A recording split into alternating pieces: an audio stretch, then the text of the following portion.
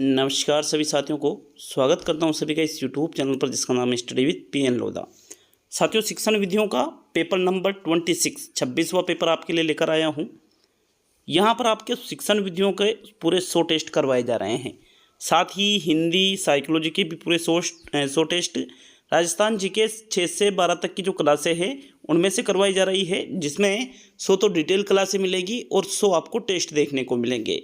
तो चलिए एक एक चीज़ को समझते हुए इस टेस्ट को हम हल करेंगे, जो कि रीट पात्रता परीक्षा 2022 3rd ग्रेड का मुख्य पेपर, चाहे लेवल 1 से हो या लेवल 2 से हो। रीट में भी लेवल 1 और 2 दोनों के लिए बेहद उपयोगी, साथ ही 1st और 2nd ग्रेड के लिए भी बेहद उपयोगी वीडियो है। तो अगर चैनल पर नए हों तो 5-7 दिन चैनल से स्टडी करके ज़रूर देखिए। रोज़ चैनल को आप मात्र 20 मिनट निकाल के दीजिए साथियों। 5 दिन में आपको साफ साफ फ़र्क नज़र आ जाएगा। तो एक रिक्वेस्ट है ये, और समझ में नहीं आए तो फिर आपके पास तो विकल्प है ही। तो इस प्रकार से ये चीज़ें हैं। तो चलिए शुरू करते हैं इस वीडियो को। एक एक प्रश्न को देखेंगे। पहला प्रश्न है, पठन आरंभ की योग्यता के विकास के लिए सर्वाधिक रुचिकर विधि है। अनुकरण विधि, अक्षरबोध विधि, ध्वनि साम्य विधि, ध्वनि साम्य विधि और देखो और कहो विधि। साथियों, पठनारंभ मतलब पढ़ने की शुरुआत जहाँ से होती है उसका आपको विकास करना है। तो सर्वाधिक रुचिकर की बात की जा रही है। रुचिकर मतलब जिसमें बालक सबसे ज़्यादा रुचि ले। अनुकरण और अक्षरबोध विधि सर्वाधिक रुचिकर नहीं हो सकती। एक है ध्वनि साम्य विधि और एक है देखो और कहो विधि। ध्वनि साम्य विधि में क्या होता है, एक समान उच्चारित होने वाले वर्ण, थोड़ी समानता उनमें होती है, एक समान उच्चारित होने वाले वर्णों को बच्चों को सिखाया जाता है। जबकि देखो और कहो विधि में क्या होता है कि बच्चा चित्र को देखता है और चित्र के नीचे लिखे शब्द को पढ़ता है। जैसे ऊपर मान लीजिए कि ये कमल का चित्र बन रहा है, ठीक है, कमल का ये चित्र बन रहा है, सही से नहीं बनेगा मुझसे तो, और नीचे लिखा हुआ है कमल, क्या लिखा हुआ है, कमल लिखा हुआ है। साथियों, बच्चा चित्र को देख रहा है और पढ़ रहा है, चित्र को देख रहा है और पढ़ रहा है, तो सबसे ज़्यादा ध्वनि साम्य में रहेगी या देखो और कहो विधि में रुचि रहेगी बालक की। साथियों, इसका सही आंसर है चौथा विकल्प, देखो और कहो विधि। यही इसका बेस्ट आंसर है, सबसे बेस्ट भी यही है। तो चौथा विकल्प आपके पहले प्रश्न में सही है। नेक्स्ट प्रश्न नंबर 2 पे आते हैं। किसी को अगर ध्वनि साम्य विधि सही लग रहा हो, ध्वनि साम्य विधि, तो उसके लिए आप हमें कमेंट कर सकते हो। ध्वनि साम्य विधि में क्या होता है, एक जैसे शब्द जैसे धर्म, कर्म, मर्म, इस प्रकार से शब्द होते हैं साथियों। तो इस प्रकार होती है ये ध्वनि साम्य। मेरा मत चौथे विकल्प पे है और आप फिर भी कमेंट कर सकते हो। नेक्स्ट प्रश्न नंबर 2 पे आते हैं। दूसरा प्रश्न है आपके, भाषा शिक्षण में वाचन से पूर्व लेखन की शिक्षा का प्रतिपादन किया। मैडम मारिया मोंटेसरी ने, हेलन पारकस्ट ने, फ्रोबेल ने और हेनरी कोल्डवेल कुक ने। देखिए, वाचन से पूर्व लेखन, ठीक है, मतलब लेखन पहले आएगा, वाचन बाद में। तो साथियों, यहाँ पर वाचन का मतलब पढ़ने से लिया जाएगा। किससे लिया जाएगा, पढ़ने से लिया जाएगा। साथियों, यहाँ पे वाचन का अर्थ किससे लिया जाता है, पढ़ने से लिया जाता है। तो पढ़ने से पूर्व बच्चों को लिखना सिखाना चाहिए, ऐसा किसका मानना था, मैडम मारिया मोंटेसरी का मानना था। क्योंकि इन्होंने जो भाषाई कौशल बताए हैं वो भी इस प्रकार से बताए हैं कि पहले सुनना, फिर उसके बाद में बोलना, फिर उसके बाद में लिखना, फिर सबसे अंत में पढ़ना। तो इस प्रकार पठन से पूर्व लेखन पर बल दिया है मैडम मारिया मोंटेसरी ने। विकल्प 1 आपके दूसरे प्रश्न में सही है। नेक्स्ट प्रश्न नंबर 3 पे आते हैं। छात्र में रटने की प्रवृत्ति किस विधि से शिक्षा देने में बढ़ती है। आगमन विधि, निगमन विधि, दृष्टांत विधि और व्याख्यान विधि। रटना मतलब एक तरह से यूँ मान लीजिए कि जैसा पढ़ाया है वैसा का वैसा आपको याद करना है साथियों। तो एक तरह से जो रटने की प्रवृत्ति है वो आगमन दृष्टांत विधि से तो बिल्कुल ही नहीं बढ़ेगी, क्योंकि इसमें तो बालक उदाहरणों के माध्यम से सीखता है साथियों। लेकिन निगमन और व्याख्या, इन दोनों में से आपका एक विकल्प रहेगा। तो इसका सही आंसर है निगमन विधि, क्योंकि निगमन विधि नियमों पर आधारित विधि है। किस पर आधारित है, नियमों पर, जिसमें बालकों को नियम या सूत्र रटवाए जाते हैं और उसके बाद में चीज़ों को हल किया जाता है, तो फिर उससे रटने की प्रवृत्ति बढ़ती है। सेकंड विकल्प आपके 3rd प्रश्न में सही है। नेक्स्ट आगे बढ़ेंगे प्रश्न नंबर 4 पर। साथियों, चौथा प्रश्न है, आत्मीकरण के पश्चात अर्थग्रहण में सहायता की दृष्टि से कौन सा वाचन उपयुक्त है। कौन सा वाचन उपयुक्त है, अनुकरण वाचन, समवेत वाचन, मौन वाचन और आदर्श वाचन। देखो, आत्मीकरण बच्चों को करवा दिया।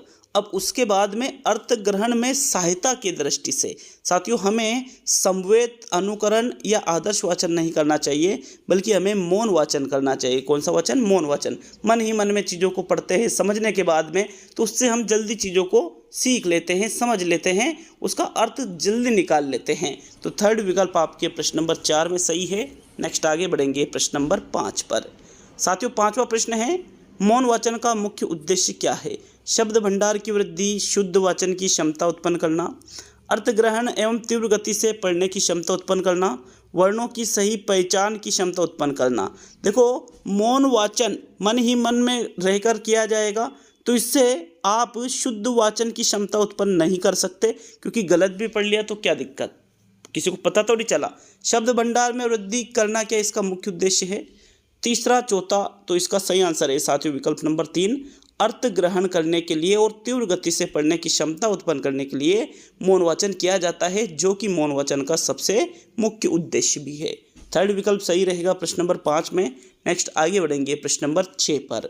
तो आपके 6ठा प्रश्न देखते हैं। भाषा तत्वों का ज्ञान प्राप्त करना प्रमुख उद्देश्य है। कविता शिक्षण का, गद्य शिक्षण का, कहानी शिक्षण का और निबंध शिक्षण का।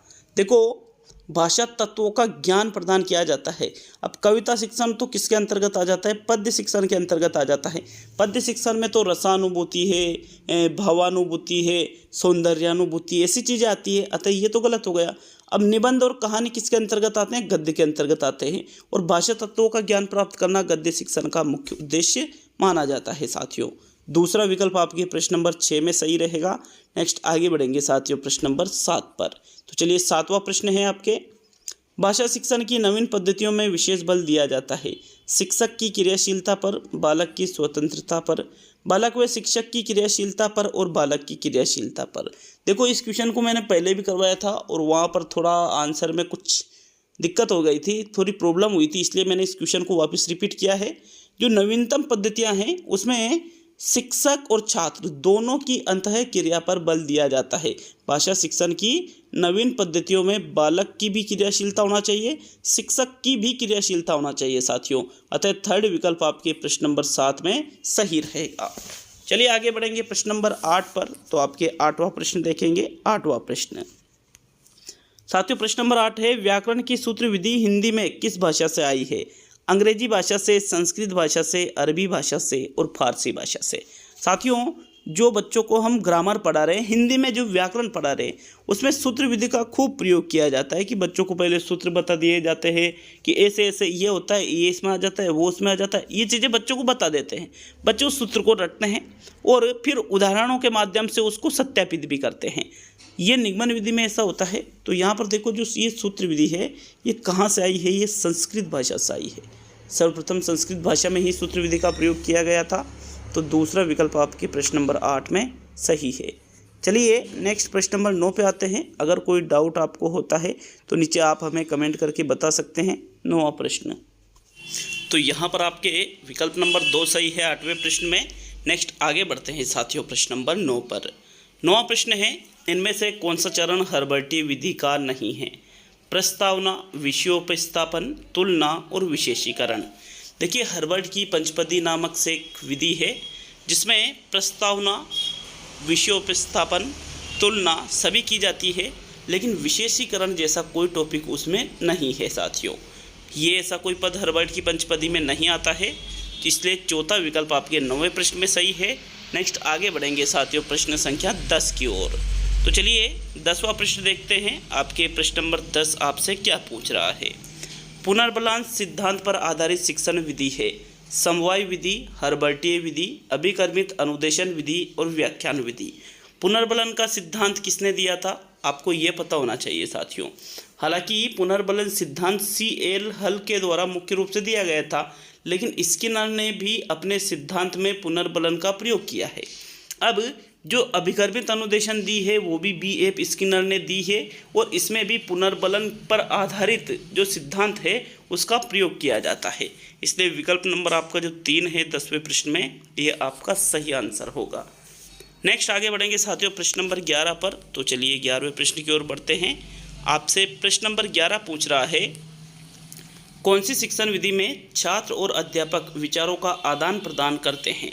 प्रश्नोत्तर विधि में, विचार विमर्श विधि में, परियोजना विधि में और इनमें से सभी। देखो यहाँ पर हम थोड़ा एक तरह से प्रश्न को घुमा करके मैं लाया हूँ, इसलिए अच्छी तरह से देखिएगा।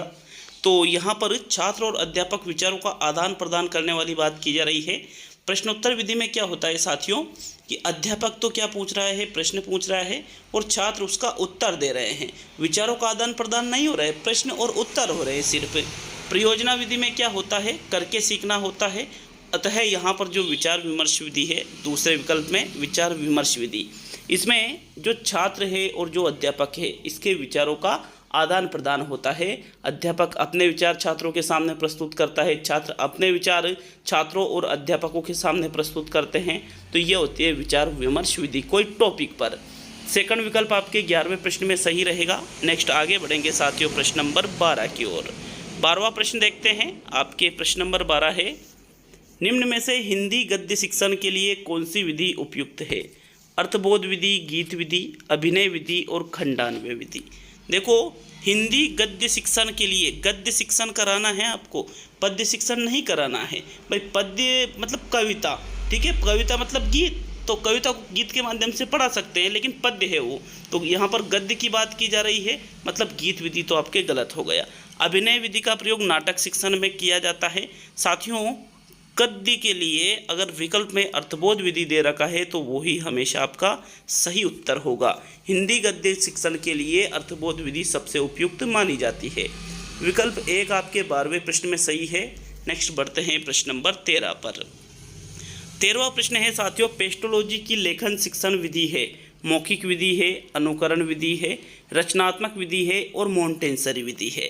तो पहली चीज़ तो मोंटेसरी विधि पेस्टोलॉजी की हो ही नहीं सकती, क्योंकि मोंटेसरी विधि तो किसकी है, मैडम मारिया मोंटेसरी की। ठीक है, तो चौथा विकल्प आपके क्या हो गया, गलत हो गया। उसके बाद में इनकी जो लेखन शिक्षण की विधि है ये मौखिक या रचनात्मक नहीं है, बल्कि अनुकरण पर आधारित है। पेस्टोलॉजी की लेखन शिक्षण विधि किस पर आधारित है, अनुकरण पर आधारित विधि है, अतः इसको अनुकरण विधि के नाम से भी जाना जाता है। विकल्प नंबर आपका 2 सही है प्रश्न नंबर 13 में। नेक्स्ट आगे बढ़ेंगे साथियों प्रश्न नंबर 14 पर। तो 14वां प्रश्न देखो आपके प्रश्न नंबर 14 है, कवित्व विधि कहते हैं, वाक्य शिक्षण विधि को कहते हैं, देखो और करो विधि को कहते हैं, करो और सुनो विधि को कहते हैं और इनमें से कोई भी नहीं। 14वें प्रश्न में कौन सा विकल्प सही है, पहला, दूसरा, तीसरा, चौथा में से? साथियों इनमें से कोई नहीं वाला विकल्प हम हटा देते हैं, क्योंकि एग्जाम में ये आपके सही नहीं होता है। जो कवित्व विधि है ये करो और सुनो, देखो और करो वाक्य शिक्षण विधि, तो इसका सही आंसर है कवित्व विधि कहा जाता है वाक्य शिक्षण विधि को। विकल्प 1 आपके प्रश्न नंबर 14 में सही है। नेक्स्ट आगे बढ़ते हैं प्रश्न नंबर 15 की ओर। प्रश्न देख लेते हैं। प्रश्न नंबर 15 है, छात्र स्वयं निरीक्षण एवं चिंतन करते हुए नियम निकालते हैं, कौन सी विधि में? आगमन विधि में ऐसा होता है, निगमन विधि में ऐसा होता है, व्याख्यान विधि में ऐसा होता है, या व्यास अथवा इसको भाष्य विधि भी कह सकते हो, व्यास को, ऐसा होता है। तो देखो स्वयं निरीक्षण कर रहे को, निरीक्षण करने का कार्य किसके द्वारा किया जा रहा है, छात्र के द्वारा। चिंतन भी करने का कार्य भी किसके द्वारा किया जा रहा है, छात्र के द्वारा। और नियम निकालने का कार्य भी किसके द्वारा किया जा रहा है, छात्र के द्वारा। तो व्याख्यान विधि में ऐसा कुछ होता नहीं है। निगमन में पहले अध्यापक छात्रों को नियम या फिर सूत्र बता देते हैं और छात्र उसको रटते हैं फिर। लेकिन यहाँ छात्र स्वयं निरीक्षण और चिंतन करते हुए नियम निकाल रहा है, तो उसको हम आगमन विधि कहेंगे। क्या कहेंगे उसको हम, आगमन विधि। विकल्प 1 आपके 15वें प्रश्न में सही है। नेक्स्ट आगे बढ़ेंगे प्रश्न नंबर 16 पर। तो चलिए 16वां प्रश्न देख लेते हैं। आपके प्रश्न नंबर 16, विकल्प 1 सही रहेगा 15वें में, ठीक है। तो चलिए 16वां प्रश्न, सभी प्रणालियों के गुणों को लेकर विकसित नवीन शिक्षण प्रणाली का नाम है। वाचन विधि, समवाय विधि, आगमन विधि और निगमन विधि। सभी प्रणालियाँ, मतलब प्रणाली का मतलब किससे लिया जाता है, विधि से लिया जाता है। तो सभी विधियों के जो गुण होते हैं उनको लेकर के एक विकसित नवीन शिक्षण विधि आई है, उसको किस नाम से जानते हैं साथियों? उसको हम आगमन निगमन के नाम से नहीं जानते हैं, ना ही वाचन विधि के नाम से, बल्कि उसको समवाय, समवाय मतलब सभी विधियों का मिला जुला हुआ रूप इसमें होता है।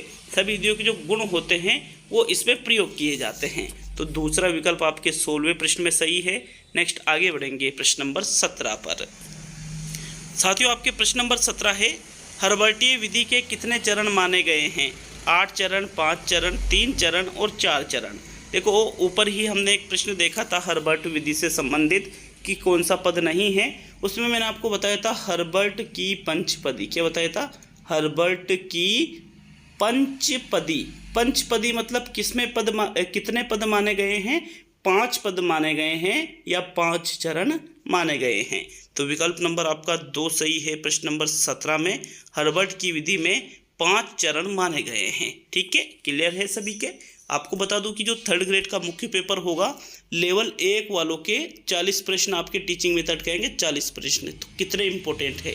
उसके बाद में लेवल 2 वालों के भी मुख्य पेपर में भी शिक्षण विधियों के प्रश्न आते हैं। शिक्षण विधियों के प्रश्न 1st ग्रेड 2nd ग्रेड में भी पूछे जाते हैं। साइकोलॉजी के प्रश्न 2nd लेवल में 40 प्रश्न आते हैं साथियों, अभी 3rd ग्रेड के मुख्य पेपर में। 2nd ग्रेड 1st ग्रेड में भी आते हैं, लेवल 1 में भी आते हैं। तो कुछ चीज़ें ऐसी है जिनको आपको अभी से पढ़ने की आवश्यकता है। राजस्थान जीके आपसे ज़्यादा पूछी जा रही है, राजस्थान जीके पर पूरा फोकस रखो। कहाँ से जीके पढ़नी है, कहाँ से कितना टाइम जीके को देना है, ज़्यादा टाइम निकालो जीके के लिए। ठीक है, तो इस प्रकार तैयारी करते रहोगे तो निश्चित रूप से सिलेक्शन भी होगा और सफलता भी मिलेगी साथियों। नेक्स्ट बढ़ते हैं प्रश्न नंबर 18 पर। तो 18वां प्रश्न, राष्ट्रीय पोषण सहयोग कार्यक्रम कब शुरू किया गया? 26 जनवरी 1994, 2 अक्टूबर 1996, 15 अगस्त 1995 और 1 अप्रैल 2010। साथियों, राष्ट्रीय पोषण सहयोग कार्यक्रम की शुरुआत की गई थी 15 अगस्त 1995 को। कब की गई थी? 15 अगस्त 1995 को। कई जगह इसका आंसर अलग अलग भी मिलता है, लेकिन फेक्ट आंसर दूसरा विकल्प ही 18वें प्रश्न में है। नेक्स्ट देखो, 18वें प्रश्न में दूसरा ही विकल्प आपका सही रहेगा। आपको राष्ट्रीय पोषण सहयोग कार्यक्रम से संबंधित जब पूछे कि कब शुरू किया गया, तो ये 15 अगस्त 1995 ही आपका सही आंसर है। नेक्स्ट बढ़ेंगे प्रश्न नंबर 19 पर। तो आपके 19वां प्रश्न है, छात्रों का मूल्यांकन होना चाहिए बोर्ड परीक्षाओं द्वारा, सतत व व्यापक मूल्यांकन द्वारा, गृह कार्य द्वारा और लिखित व मौखिक परीक्षा द्वारा। साथियों, छात्रों का मूल्यांकन गृह कार्य के द्वारा तो नहीं किया जाना चाहिए, क्योंकि गृह कार्य कोई और भी कर सकता है। लिखित व मौखिक परीक्षा से भी होता है, बोर्ड परीक्षाओं से भी होता है, सीसी से भी होता है। लेकिन जो सबसे इम्पोर्टेंट बात है कि प्रश्न पूछ रहा है होना चाहिए। कैसे होना चाहिए? सतत और व्यापक मूल्यांकन के द्वारा छात्रों का मूल्यांकन होना चाहिए, मतलब CCE के माध्यम से, क्योंकि सतत एवं व्यापक मूल्यांकन में लगातार मूल्यांकन चलता रहता है और उसके शैक्षिक और शैक्षिक क्षेत्रों का भी मूल्यांकन किया जाता है। अतः 19वें प्रश्न में आपके दूसरा विकल्प ही सही रहेगा साथियों। नेक्स्ट आगे बढ़ेंगे अब हम प्रश्न संख्या 20 पर। तो आपके प्रश्न नंबर 20 है, मूल्यांकन का सही अर्थ है रचना, अंक प्रदान करना, निर्णय लेना और इनमें से कोई भी नहीं। देखो, इनमें से कोई नहीं वाला विकल्प आपका आंसर नहीं रहता है। मूल्यांकन का सही अर्थ आपको बताना है, शाब्दिक अर्थ बताना है। क्या अंक प्रदान करना ही मूल्यांकन कहलाता है? नहीं, अंक प्रदान करना तो मापन कहलाता है साथियों। तो विकल्प नंबर 2 भी गलत हो गया। रचना करना मूल्यांकन है या निर्णय लेना मूल्यांकन है? तो साथियों, मूल्यांकन में निर्णय लिया जाता है कि बालक ने निर्धारित उद्देश्यों की प्राप्ति की है, नहीं की है, क्या कमी है, क्या दोष है, सारी चीज़ें इसमें आ जाती है निर्णय लेने में। अतः तीसरा विकल्प आपके प्रश्न नंबर 20 में बिल्कुल सही रहेगा साथियों। नेक्स्ट आगे बढ़ेंगे प्रश्न नंबर 21 पर। देखो, किसी प्रश्न में कोई त्रुटि नज़र आती है तो नीचे आप कमेंट बॉक्स में कमेंट जरूर करिएगा। ठीक है, बढ़ते हैं 21वें प्रश्न की ओर। तो आपके प्रश्न नंबर 21 है, वस्तुनिष्ठ प्रश्न का प्रकार है आलोचनात्मक प्रश्न, विश्लेषणात्मक प्रश्न, मिलान प्रश्न और व्याख्यात्मक प्रश्न। वस्तुनिष्ठ प्रश्न का जो प्रकार होता है उसमें एक निश्चित उत्तर होता है साथियों, और ऑब्जेक्टिव टाइप के जैसा भी आप पढ़ रहे हो ना, ये वस्तुनिष्ठ प्रश्नों का ही प्रकार है एक। व्याख्यात्मक प्रश्न में क्या किया जाता है? व्याख्या की जाती है, तो ये ऑब्जेक्टिव नहीं निबंधात्मक में आएगा। विश्लेषणात्मक प्रश्न में विश्लेषण किया जाएगा तो ये भी निबंधात्मक में आ जाएगा। आलोचनात्मक प्रश्न में आलोचनात्मक दृष्टिकोण अपनाया जाता है तो ये भी निबंधात्मक में आ जाएगा। अतः यहाँ विकल्प नंबर 3 आपके पास बच रहा है मिलान प्रश्न। मिलान प्रश्न में मिलान किया जाता है। ठीक है, तो साथियों वो होता है वस्तुनिष्ठ प्रश्न का प्रकार। जैसे हाँ नहीं वाले प्रश्न भी वस्तुनिष्ठ में आ जाते हैं, फिर सत्य असत्य वाले प्रश्न भी वस्तुनिष्ठ में आ जाते हैं, रिक्त स्थान वाले प्रश्न भी वस्तुनिष्ठ में आते हैं, बहुविकल्पीय प्रश्न ये अपन कर रहे हैं, बहुविकल्पीय प्रश्न ये भी वस्तुनिष्ठ में आ जाते हैं। तो यह 3rd विकल्प आपके सही है 21वें में। नेक्स्ट आगे बढ़ेंगे साथियों प्रश्न नंबर 22 पर। आपके 22वां प्रश्न है, एकत्रित तथ्यों से निष्कर्ष निकालना किस प्राप्ति उद्देश्य में आएगा? ज्ञान, अवबोध, प्रयोग और कौशल। भाई ज्ञान में तो क्या किया जाता है, सिर्फ ज्ञान होता है, परिभाषा वगैरह दी जाती है, ठीक है, उस चीज़ को पहचाना जाता है, वो होता है ज्ञान। आपका आंसर ये नहीं रहेगा, क्योंकि यहाँ पर जो एकत्रित तथ्य है उनसे क्या किया जा रहा है, निष्कर्ष निकाला जा रहा है। तो साथियों इसको हम कहेंगे प्रयोग। क्या कहेंगे इसको? प्रयोग कहेंगे। विकल्प नंबर आपका 3 सही है प्रश्न नंबर 22 में। नेक्स्ट आगे बढ़ेंगे प्रश्न नंबर 23 पर। 22वें में थर्ड विकल्प आपका सही रहेगा। तो चलिए 23वां प्रश्न देखेंगे, लेकिन उसके पहले अगर अभी तक भी वीडियो को लाइक शेयर नहीं किया है तो लाइक शेयर जरूर करिएगा साथियों, ठीक है। 23वां प्रश्न देख लेते हैं। आपके 23वां प्रश्न, विज्ञान प्रदर्शनी में मॉडल बनाकर प्रदर्शन करना किस प्राप्ति उद्देश्य में आएगा? रुच्यात्मक, अभिवृत्त्यात्मक, ज्ञानात्मक और अवबोधात्मक। बालक विज्ञान प्रदर्शनी में मॉडल बनाकर क्या कर रहा है, उनका प्रदर्शन कर रहा है। तो इसका आपको ये देखना है कि ये कौन से उद्देश्य की प्राप्ति हो रही है। साथियों ये उसकी रुचि है। कौन सा उद्देश्य आएगा यहाँ पर? रुचात्मक उद्देश्य आएगा। ज्ञानात्मक, अवबोधात्मक या अभिवृत्त्यात्मक नहीं आएगा। विकल्प 1 आपके प्रश्न नंबर 23 में सही रहेगा। नेक्स्ट प्रश्न नंबर 24 पे आते हैं। तो 24वां प्रश्न है, कक्षा कक्ष सभा प्रतिमान के प्रवर्तक है जेरोमेस ब्रूनर, रॉबर्ट ग्रेसर, प्लेंडर और रिचर्ड सचमैन। साथियों जो कक्षा कक्ष सभा प्रतिमान है इसके प्रवर्तक या जो जनक है वो है रॉबर्ट ग्रेसर। सेकंड विकल्प आपकी 24 में सही है। अब आज का अंतिम और 25वां क्वेश्चन देख लेते हैं। आपको वीडियो अच्छा लगे लाइक शेयर करिएगा, कमेंट करके जाइएगा कितने प्रश्न हो रहे हैं। किसी प्रश्न में कोई त्रुटि नज़र आती है तो वो भी हमें जरूर बता कर जाइए साथियों। देख लेते हैं अंतिम और 25वां प्रश्न, विज्ञान किट का निर्माण किसके द्वारा किया जाता है? राजस्थान राज्य शैक्षिक अनुसंधान प्रशिक्षण संस्थान उदयपुर के द्वारा, माध्यमिक शिक्षा बोर्ड अजमेर के द्वारा, निदेशालय प्राथमिक एवं माध्यमिक शिक्षा बीकानेर के द्वारा और प्रौढ़ शिक्षा निदेशालय राजस्थान उदयपुर के द्वारा। मतलब सारी ही संस्थाएं कहाँ की है? राजस्थान की है। मतलब राज्य स्तर पर यहाँ पर बात की जा रही है। तो जो विज्ञान किट का निर्माण किया जाता है ये किया जाता है साथियों राजस्थान राज्य शैक्षिक अनुसंधान प्रशिक्षण संस्थान उदयपुर के द्वारा, जिसको हम कहते हैं SIERT, ठीक है। ये तो राज्य स्तर पे हुआ और विज्ञान किट केंद्र स्तर पे भी बनता है। तो केंद्र स्तर पर यह कार्य करती है NCERT, ठीक है। इसको आपको विशेष तौर पे याद रखना है। विकल्प आपका 1 सही है 25वें प्रश्न में। ये टेस्ट पूरा हुआ। मिलते हैं अगले वीडियो में। पूरा वीडियो देखने के लिए आपको दिल से धन्यवाद दूंगा साथियों।